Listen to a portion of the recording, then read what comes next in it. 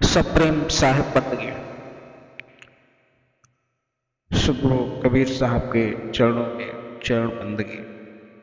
महंत रामदहीदास साहब के चरणों में चरण बंदगी।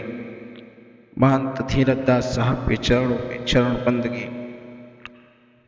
पवन पतित कबीर आश्रम के वादा करोड़ान की पावन धरा को बार बार कोटि कोटि नमन।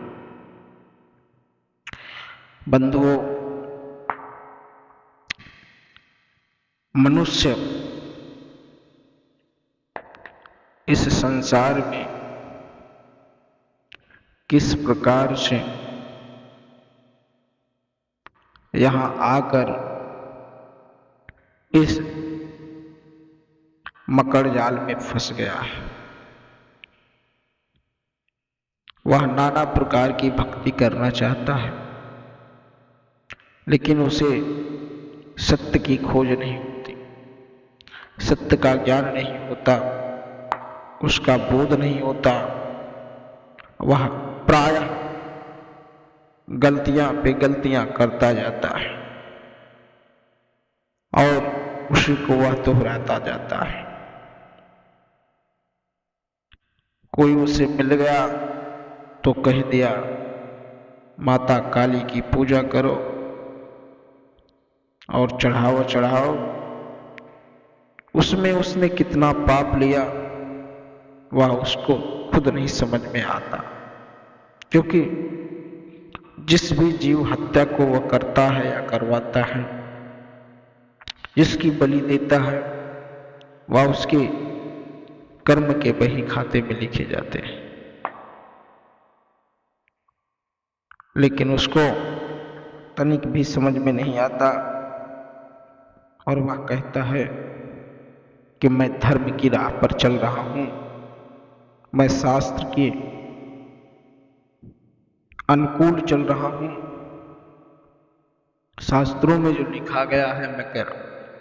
बंधुओं, मैं बता दूं, किसी भी शास्त्र, गीता, पुराण या कहीं भी किसी भी धर्म या जाति में उसमें यह नहीं लिखा गया कि किसी भी जीव या जंतु की हत्या की जाए। उससे कोई ईश्वर खुश होता है,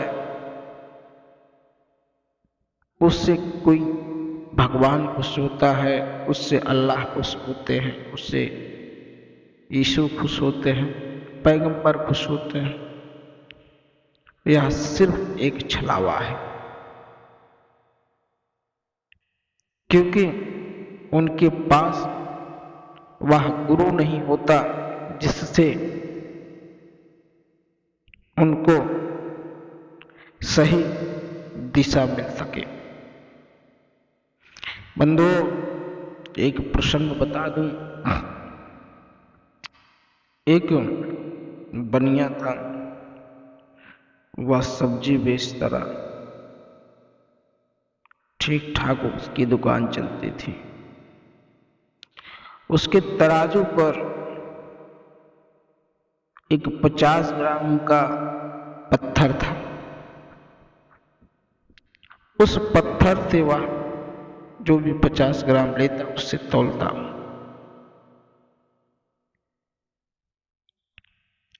और एक दिन एक वहां पर जौहरी आता है। जब वह मिर्च लेने लगता है तो उसकी नजर उस पत्थर पे जाती है। वह कहता है, यह पत्थर मुझे दे दो और मैं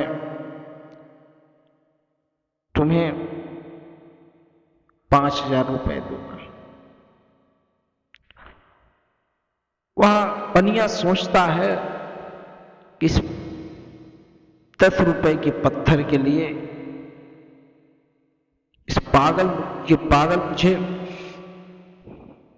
5000 रुपए दे रहा, मैं ले ही। बनिया मन में विचार यही करता है कि मैं तो आज मेरी अच्छी कमाई हो गई, एक पत्थर के लिए मैं दूसरा पत्थर ले लूंगा 50 ग्राम का, बना और बनिया उस पत्थर को उस जौहरी को दे देता है और जौहरी से रहा नहीं जाता। वह कहता है कि मैं तुम्हें बताऊं यह पत्थर क्यों मैंने तुमसे 5,000 का लिया। तब वह बनिया कहता है तुम महामूर्ख हो, तुम्हें ज्ञान नहीं है। मैं बनिया हूं, मैं कभी धोखा नहीं खाता, मुझे धंधा करना आता है। तब जौहरी कहता है मित्रवर, यह जो पत्थर है ना, यह करोड़ों का पत्थर है, यह हीरा है, हीरा। इस पर बनिया का माथा चकरा जाता है। सेम उसी प्रकार आज लोगों को यह लगता है कि वह बहुत चालाक है, वह जो चीज कर रहे हैं या जिनकी भक्ति कर रहे हैं, इस संसार से ही मुक्ति मिलनी है।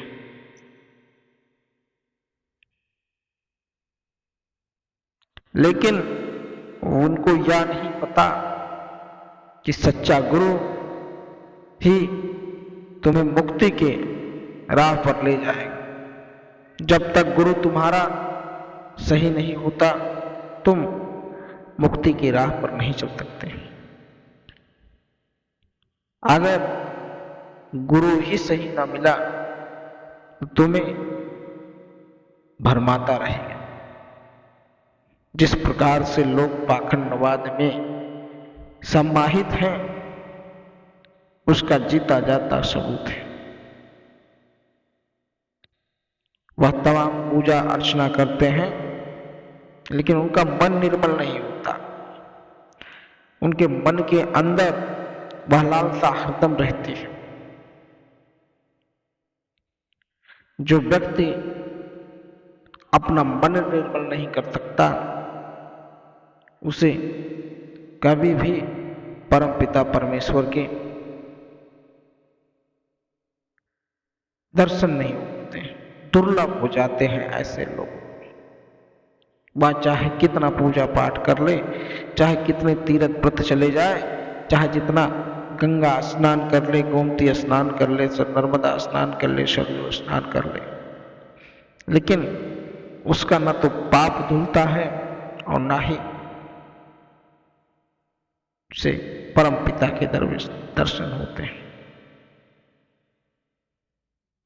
जब तुम सही भक्ति करोगे तो पाप के भागीदार ही नहीं रहोगे।